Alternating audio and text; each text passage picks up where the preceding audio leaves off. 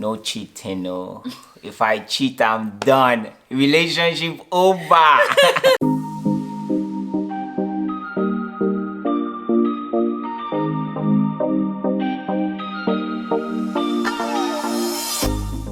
Hi. What's up, guys? Look at this one. She's still perplexed by my handsomeness, and I still like her cute, beautiful face that I fell in love with long time ago. But hey guys, welcome back to the Tarwali family. I gotta bring the energy because let me not lie to you guys, I don't have energy right now. Third trimester, birthdays, yeah, I'm out of it. I'm tired. I cannot wait for this baby to come out.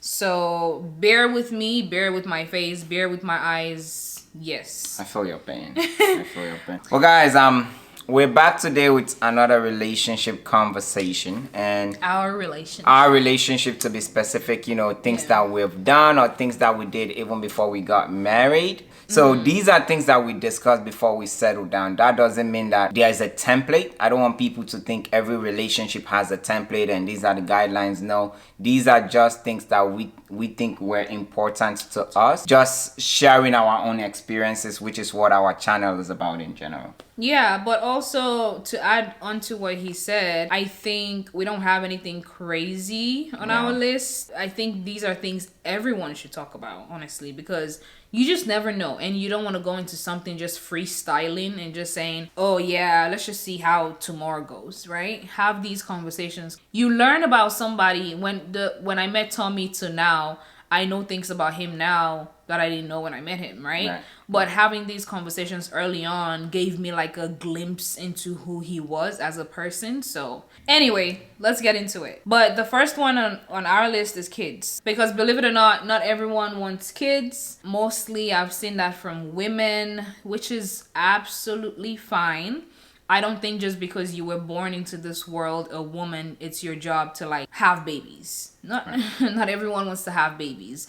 You have women who have different reason. Maybe they grew up abused, yeah, right? I've heard people say, I don't want to have, or they want to have kids, but I don't want to have, I'm afraid to have a girl because I was abused growing up, or I just don't want kids, period. Because it seems like so much work, and it is. Raising a child is no joke. And also you do have men, I say mostly women because I've seen it more from women, but you do have men also who they're not interested in having kids. You have to have these conversations. Adding to that also, when it comes to having kids, one thing that we talked about is, what if we are not blessed with a child of our own? Are we open to adoption? Are we willing to surrogacy?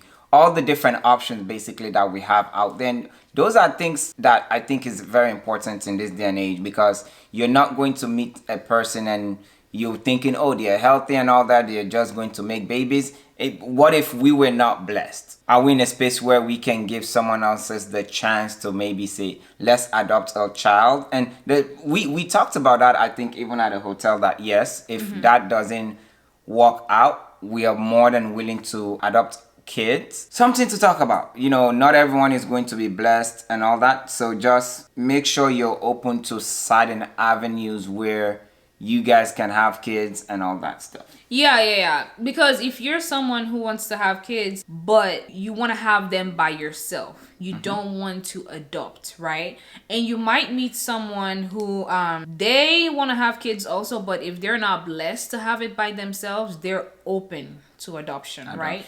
So you guys don't want to be married, let's say, I don't know, 2 to 5 years into it, and then there's no child, and you guys are having a conversation, and someone says, oh, let's adopt. And then you're like, what the hell? No.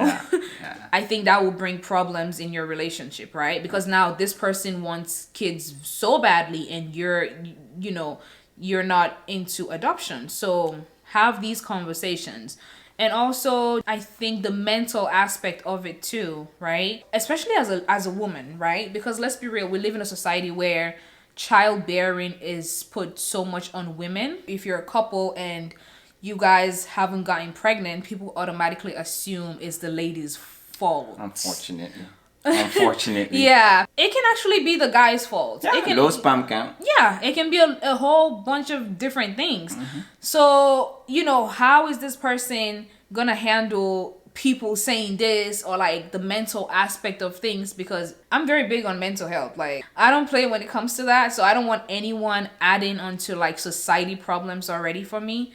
So yeah, talk about that. I think that's very important in a relationship. So I mean, the other stuff that we also talked about is our parenting style. yeah. Parenting style for us is something that I would probably say is a major highlight, because we both came from different backgrounds and all that, and we're fully aware of the difference between spoiling your child and just letting your child be part of the family. When I say part of the family, being part of the solution, and also letting them know that they are loved. Yeah. We came to this idea of intentional parenting. We're heavy on telling our son that we love you, we care about you, hugs and all that, because Let me tell you, I just wanna I think we've done that so much that even when he sees other family members, he feels the need to like hug them and give them a kiss. And I'm kind of like, oh,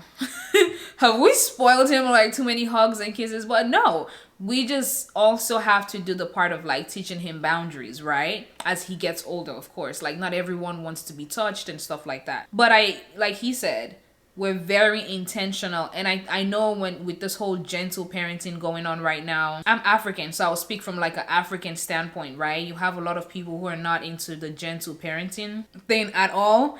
I've had different conversations with people who are like, oh, you're just gonna spoil your child. And I'm like, gentle parenting is, you're just respecting your child. You're respectfully parenting your child. It doesn't mean you're gonna let your child walk over you. Right? When people see you give your child too much love, they think you're spoiling your child. And I'm like, how does that make sense? He's not cursing me out. He's not disrespecting me in any way. I'm just showing him love. Like, you're loved, and that's it, right? And I'm letting him express himself, these different things. So I think that is something also to talk about. Talk about your parenting styles. Like, what type of parents do you think you're gonna be? How did you grow up? for us, we even talked about the things that we were lacking as kids growing up, and how that was at a center stage of what we want for our kids. Yeah. I can't remember my dad or my mom saying I love you. Now most people might say you're African. We don't say that. We're in Rome now. So we do as Romans do. Not that we're going to copy everything, but by the ending of the day, if we're having kids here, then just because of I'm African, I'm not going to say, oh, I'm African, I'm going to raise you the African way and all that. And there's nothing wrong with that. Our son is disciplined, but by the ending of the day, he knows that mommy and daddy love me. Right? He knows it. These are the things that they will provide for me, and these are the boundaries. These are just a no. So that's super important to have from the onset. Yeah, I actually feel very proud when he goes overnight to his grandma, for example. His grandma has told me on 2 occasions where he just like said, Grandma, mommy loves me so much, daddy loves me so much. That made me feel good as a parent. I'm not gonna lie, because I don't think as a child I ever said that. When it comes to my parent, like, oh, not that they don't love me, but just the actions. Like they say, actions speak louder than words, right? Just him expressing himself at like 3 years old. Now he's 4. But he was 3 then when he said that. I was like, wow, that made me feel good. I'm like, okay. Boost his his self-esteem. Yeah, He exactly. he knows exactly what's going on. I mean, in addition to also parenting styles, one of the things that we talked about is name for the kids. We are both heavy on traditional names from Sierra Leone. Yeah. For example, our son is Ibatima, right? Igbatima means someone that is different, unique, or like someone that stands out of the crowd, basically. So I know names, most people don't think about it, but I've seen actually couples have a major, when I say major, where it led to a lot of words being thrown around. So just talk about it. How do you want to name your kids, especially for us Africans, right?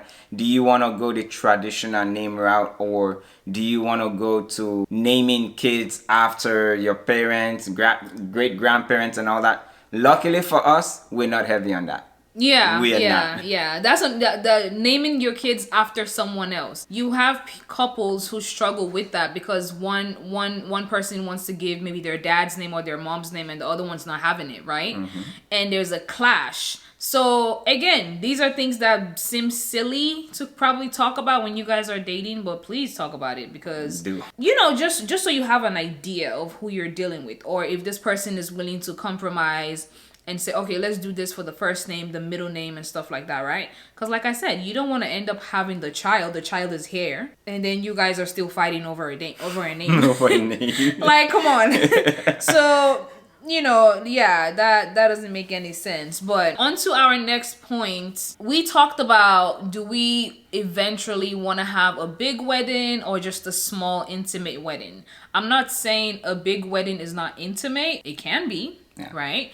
But I think smaller weddings are more like geared to more of like the intimacy aspect than big weddings, right? Again, we were on the same page when it comes to that. It was just I think our dating life was just very seamless and just like, wow, we relate when it comes to all these different things. Amazing. So we are not into big weddings. I'm not into like, and I know most women dream of wearing the gown, walking down the aisle. It's beautiful. I love to see it. I love to go to weddings. But personally, I just feel like for me, I'm not into that. I rather do my small wedding where, maybe in the house, or we go to the courthouse and just sign the papers and leave. Which is what we actually did, by the way. Right. So. Our wedding was in February.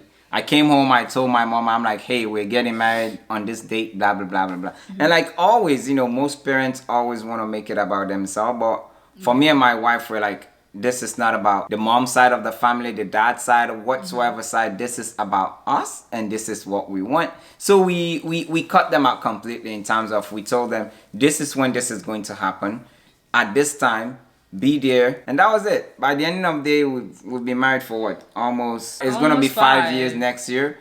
So big or small, talk about it. Most families, especially if a guy or a lady is coming from a family where they are the only child, the family wants to do it big. And maybe if you came from a family where you guys are not heavy on that, talk about it. It might sound very simple, but it's actually not simple. I've had stories of just the bride and the groom side of the family clashing heads. I think that ruins the experience for both the bride and the groom. So you don't want that happening a year into you preparing for your wedding. Now you're finding out things that your husband to be or your wife to be wanted or did not want and all that. So iron things out. Oh yeah, and you have a lot of, I'll probably say more women. They have trouble when it comes to like the wedding aspect of it, right? Because like he said, not even about just you being the first child in the family per se, but also if the woman side of the family, like my mom wanted us to go big. Like she wanted us to go back home, do the whole traditional wedding, this and that. And I was like, that's a lot of money. Yeah. I'm sorry, I'm not that's just too much money. I'd rather take that money, save it up, buy a house, or go somewhere, go to Jamaica or something and just have fun. Again, you can have a big wedding and still do all that and still buy a house and still this and that, right? Everyone's preference is different, which is why having conversations is so important, because you don't want to force a woman or a man to do something they don't want to do, because I feel like you're going to regret it later, right? You're not going to find someone with like your mindset 100%, but just make sure you guys are on the same wave. Yeah, compromises. Compromises, you know. So caution here, we're not telling people do this. No, we're just saying what we did and why we think is important. So we're not bashing on big weddings, we're not bashing on small weddings. Right. Whatever that floats your boat, do it. It's your money. We're not going to tell you how to spend your money, how to make decisions in your life at all. This is just us in general, the route that we went with. So yeah, and also, are you gonna keep your last name or not? No one should be forced. We live in a society, we're evolving as people, we're evolving as couples, right? Again, you have men who are very, take my last name. You need to take my last name. That's it, right? They don't care about like compromising or you hyphenating. None of that. They want you to take their last name. And you have other people like him who they don't care. I don't care. They don't care. And I think because I grew up thinking like, I wasn't like stuck on that obviously, but it was just something that I was used to seeing, of like women taking the guy's last name. So when he was like, I don't care, whatever you want to do, I was like, do you want me to take your last name or no? Because it felt like he did not want me to take his last name. He was just so nonchalant about it. I was like, wow, okay. I mean, it was just different, and I guess refreshing to see a guy say, we are gonna be married anyway, so what's the big deal about the last name? It's not. It's really not. The only thing I told them, like, my kids, definitely, my seed, they're going to have my last name. That's all I care about. You know, Yeah. I don't care about all the other, take my last name and all this. It's just a last name. Now that you bring up the seed, right? You have no. Why you gotta say seed? Why you gotta say seed? My kids, don't repeat after me. Now that you bring the kids up, right? You do have some people, some women who will say, well, why do the kids have to have just your last name? They're my kids too. That's a whole new different conversation. Again, it's a whole new ballpark. So again, if you're someone who thinks like that, please have that conversation. Right? Because I've really seen women, mostly I would say people who are not married, who are maybe single moms, but I've also seen someone on TikTok. You know, if you're on TikTok, you see all these conversations. The lady she's married, and she's basically like, I think even if you're married, you can hyphenate my last name and the dad's last name, right?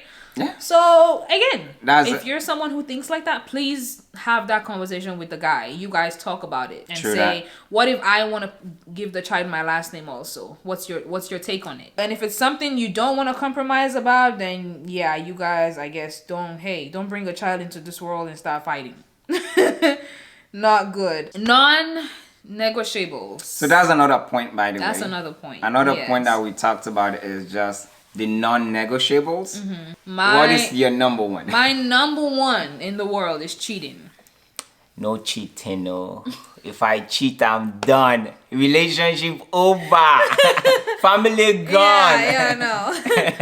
I'm sorry. I've had people come up to me and just like, oh, you're telling me if Tommy cheats on you, you're gonna leave? You're gonna leave? Your family is so beautiful. And I'm like, my family is beautiful, right? So I think it will be great if you guys go to him and go tell him that and say, I'm not saying obviously he's gonna do that, but I hate when people come to me and feel like, just because I'm a woman, I'm supposed to take, if God forbid he's like doing, stuff outside of the home, I'm supposed to just endure it because I'm a woman. Excuse me, no. I think that's society's expectation, right? Yeah. It's expected of us men to go around and spread the love, spread our seed, and do all those things. Yeah. And the saying goes that when a woman cheats on a man, then it's actually very serious. Chances are that lady is no longer in love. But us guys, we can go there and just bang anybody and come back home and still love our wife the same. So I'm not saying I'm going out there to cheat. Hell no, I will never cheat. Number one, I'll be a lazy cheater. I've told her this. Because I'm the type that will come home and my phone will just be laying down here. So I'll be too... I don't think cheating is meant for me.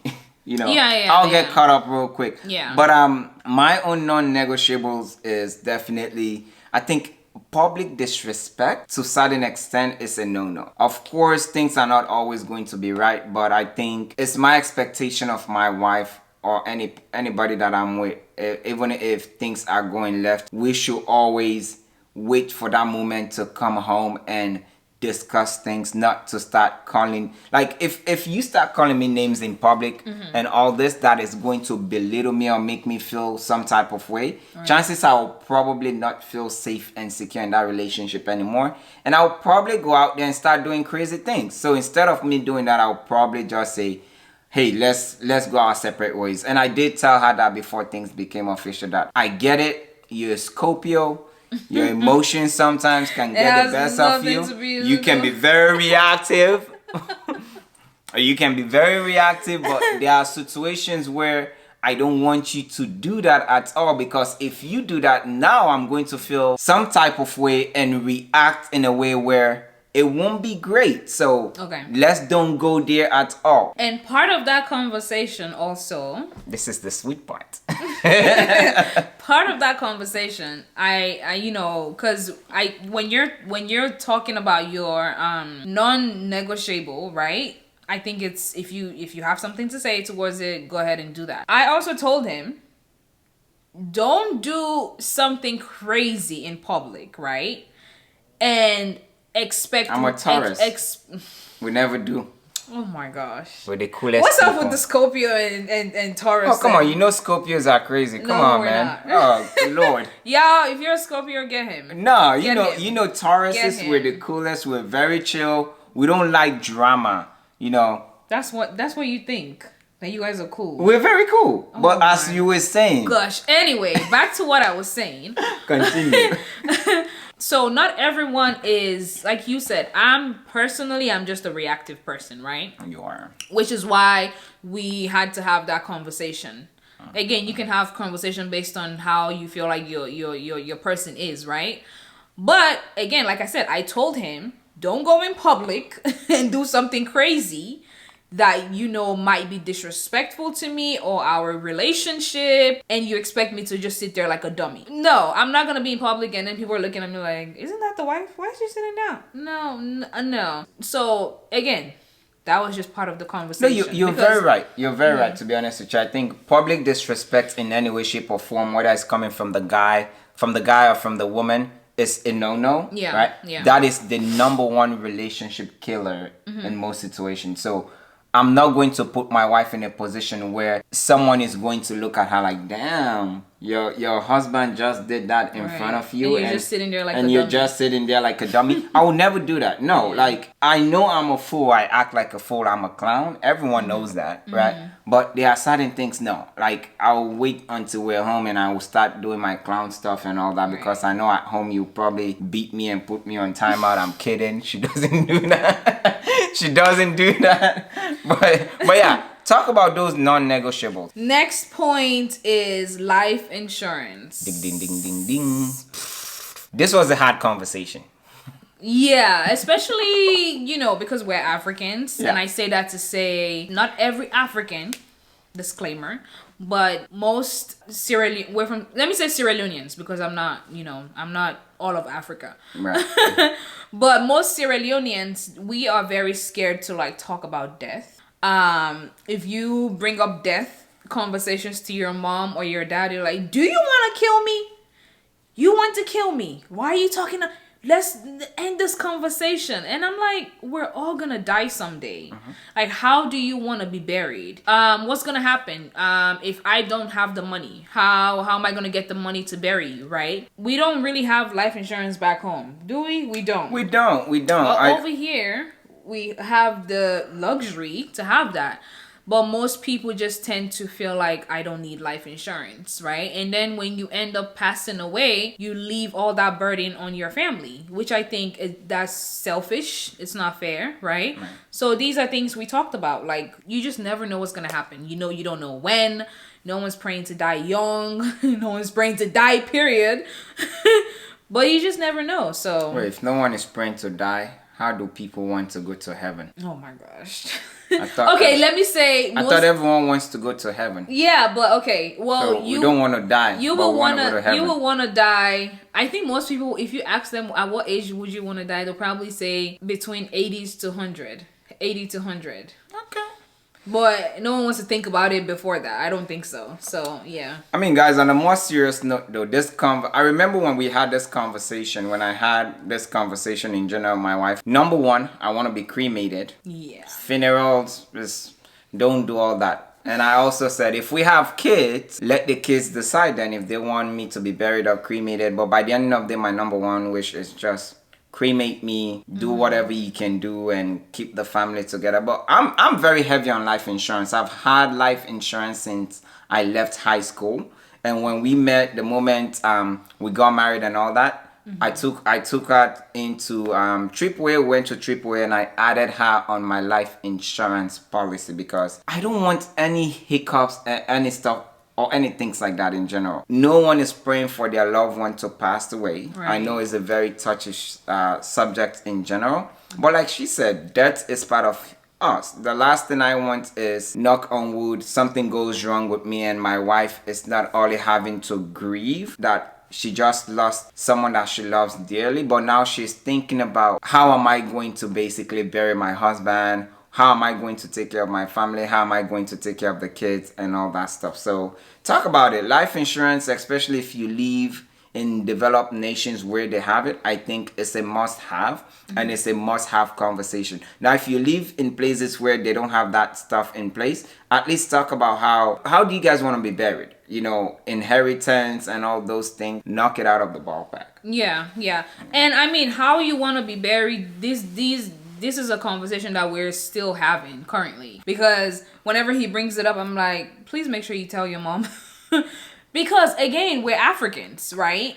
And it's kind of like, oh, that's my son, right? I've seen things where, you know, the son will pass away and the mom is like, it's kind of like maybe the wife be quiet when it comes to a lot of things. So I mean, I'm happy we have kids, so I'm pretty sure they'll be like, no, my daddy said this, my daddy said that. Yeah, it can be a fight in the family for most families when it comes to that. If the wife is like, my husband said he wanted to be cremated. Hell no. You know? So people can have difference in opinion. So I think not just have the conversation with your wife or your husband. If you know your family can be problematic, I think you should have that conversation with them too. Yeah. So, next point. Pets. Pets. Emphasis on pets. I don't do pets, bro. Same here. I think I've had this conversation with many people, co-workers in general. Yeah. I love dogs. When I see dogs, I'll play with them and all that. And I'm way behind him. I'm like, oh yeah, she does even do that. Don't come close to me. She does even do that. Like, I'll play with dogs and all that, but after that I'm like, all right, go back to your owner. I think there's a lot of responsibilities that comes with it. It's just like how people feel comfortable having kids but not having pets, or people feel comfortable having pets but not having kids. Right. You know, for us we chose, or most people choose both. You can have kids and pets. I don't think we'll ever have any kind of like a dog or a cat. The only pets we have in here was by accident. We have a betta fish that was gifted to Batima, so I'm like, you know what? Let me just buy a fish tank, and he loves that betta fish. That's the only pet that we have in the house. People have talked about, oh, you guys should get a bird and all this. No, we are cool. We're not anti-pet. We just don't think they are the right thing for us at all. So. Yeah, and if my son, you know, if he starts getting older and older and he's like, mommy, I want a dog. You know what? Actually, just I think yesterday or 2 days ago, he actually said that. He said, mommy, I want a dog to love me, to play with me, to this. But I think that is probably coming out of probably loneliness. Maybe when it might also be coming from the iPad too. Yes. Because when he watches things and he sees even food, he's like, mommy, I want a cupcake. Yeah. Mommy, I wanted this, I wanted that. So I think probably maybe a little bit of both, two. Yeah. So let's see when his baby brother gets here. I think he'll be okay. Yeah. But I'm not gonna like tell him no because mommy said so. We're gonna have a conversation. I'm gonna tell him mommy's not comfortable. You know, I would like to get you a dog, but it's just a lot of work. So it is. You know, I know someone might be watching and going, oh, it's a lot of work to take care of kids. Yeah, but kids it's not a lot of work to take care of pets. I'm sorry, it's not our cup of tea. Talk about this with your partner, because some people are heavy on having dogs. Some people are heavy on having cats. So discuss this at the forefront before even you guys decide to tie the knot and all that stuff. So yeah, because if you're someone who already has a pet, obviously, if you meet someone and they're like, okay, so when we move in together, I don't want a dog in my house, that will be a problem. Right? Yeah, so, be a problem. You know, just make sure you talk about it. So, yeah. All right. Last but not the least, I think this is very important.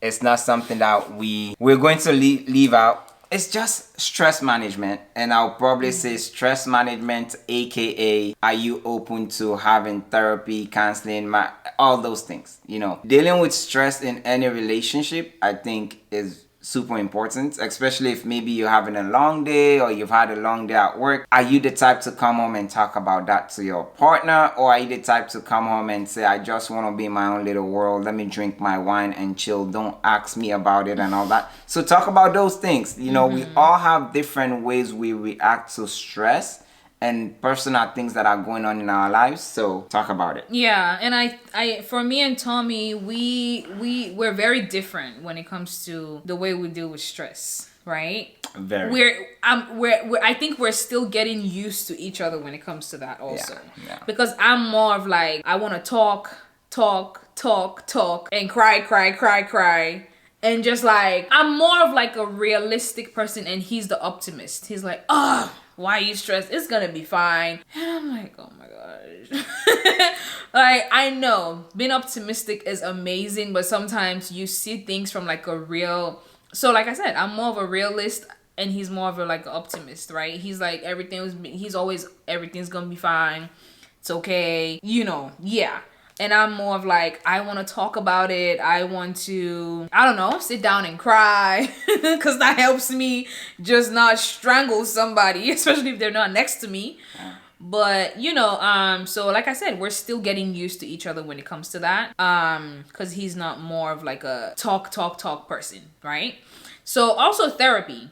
When we met, I think you were not really... I wasn't anti-therapy, but I wasn't into it. Yeah, he wasn't into it, and I was into it, right? And I actually never went to therapy ever before, but I was just into it. I knew it was something good, right? Yeah. So when we used to live in San Jose and we were having some clash in terms of communication, and I was like, let's go to therapy. He's like, oh, there's nothing wrong. You know, just the same, everything's gonna be fine. I'm like, no, we gotta go. I'm sorry, but we have to go. So, you know, these are very important things, because if you're suffering inside and you're trying to like have a conversation with your spouse and maybe he or she is like, I'm not into therapy, I'm not gonna go, sorry. Then it's like, okay, you don't care about my feelings. It's just you, right?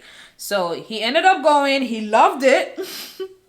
And I think, you know, whenever we have the time again and stuff like that, that's something we can do again. Because just because things are going good in your relationship, going great, it can always be better. It can always be better, right? So maybe there's something we might be overlooking. We can go to therapy right now and think everything's great, and then the therapist will probably say something that doesn't have to be crazy, maybe something small, and you're like, oh, that makes sense. Okay, you know, you can learn something from therapy. So yeah. Yeah, but just like understanding your partner's love languages, I think it's important for you to understand your partner's reaction to stress. There's nothing wrong with her crying. I don't bash on her for crying and all that. And like she said, we're still learning about each other when it comes to stress management, how to react and all that. But yeah, those are just things that we talked about before we became official. Yes. So if you are in a serious relationship, make sure you sit down and talk about what are the priorities in your life and what are the priorities in your partner's life, and you guys have a discussion. Yes, please. And I'm pretty sure we talked about more things, but these are just things, I feel like these are the main ones that came to mind for now. We've had so many conversations that, I mean, right now we can't remember everything, and we don't want to keep you guys here forever. So thank you guys. Do you have anything else you want to say? No, that's it. Before I close it out. That's it. All right. Thank you guys so much for watching. Thank you for always being here. Please subscribe, like, comment. Let us know what you guys think. Let us know what types of videos you guys would like to see more of. And yeah. And we have our little human came downstairs. He was upstairs. What are you doing? But guys, thank you so much. Don't forget to hit that subscribe button. If you're new to our channel also, thanks for being here. Leave us a comment. Let us know what you think of this video. Thank you. Say bye-bye. What do you tell them? Say like and subscribe. Like and subscribe.